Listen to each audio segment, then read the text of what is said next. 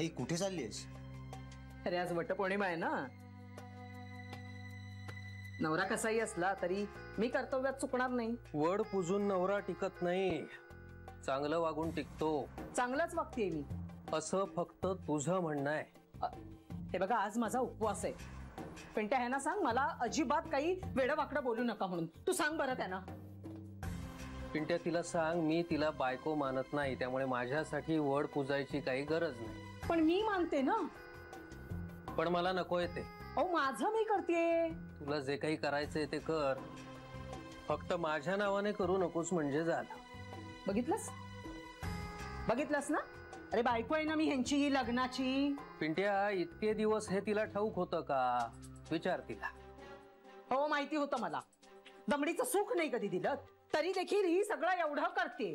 त्याची काही चाड आहे का या माणसाला? तेच म्हणतोय ना मी. नाही ना सुख मिळालं तुला, मग जुलमाचा रामराम कशाला? काही वड वगैरे पूजू नकोस. आणि हे सगळं तुझ्यासारख्यांसाठी नाहीच आहे. म्हणजे काय? माझ्यासारख्यांसाठी नाही म्हणजे काय? अगं जगणं असह्य केलंयस तू माझं. या एकाच जन्मामध्ये मला तुझा इतका वीट आलाय, 7 जन्म कशाला मागून घेतेस? दांभिकपणा करायची काही एक गरज नाही. मी देवाधर्माचं करते त्याच्यात आडवे येताय तुम्ही. अहो नरकात जाल. आत्ता कुठे आहे मग? पिंट्या पिंट्या बघितलंस कसे बोलतायत हे? काही ताळतंत्र आहे का यांच्या बोलण्याला? आई तू तरी कशाला वाढवतेस? असं काय करतोस म्हणजे? वडाची पूजा पण करायची नाही? अहो सवाष्णबाई म्हटल्यानंतर वडाची पूजा करावीच लागते, नाही तर लोक काय म्हणतील?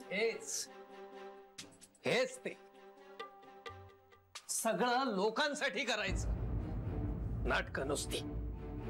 समाजात राहायचं ना म्हणजे समाजासारखं वागावंच लागतं. सगळ्या रीतीभाती ना पाळाव्याच लागतात. आणि एवढं काय तुम्हाला अगदी खटकण्यासारखं झालं होतं? तुम्हाला ना मी काही करते म्हटल्यानंतर ना ते आवडणारच नाही. माझं सगळं वाईट. कशाला मी तरी नवीन साडी नेसले मलाच कळत नाही.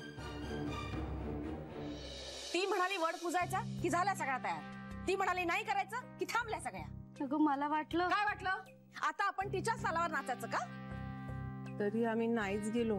म्हणजे ते दोघच गेले ना? आधी मला जायचंच नव्हतं, त्यातनं मी तयार झाले. पण आपण जायचंय ना? हो. मी माझ्या मैत्रिणीशी बोलले, तिच्या घरा शेजारी एक वडाचं झाड आहे, आपण पूजायचं. मग निघूया आपण. हो, तिला दाखवून देऊया ना तिच्याशिवाय आपलं काही अडत नाही म्हणून. मला तर वड पूजायलाच हवा. ऍटलीस्ट पुढच्या वर्षी तरी लग्न व्हायलाच हवं माझं.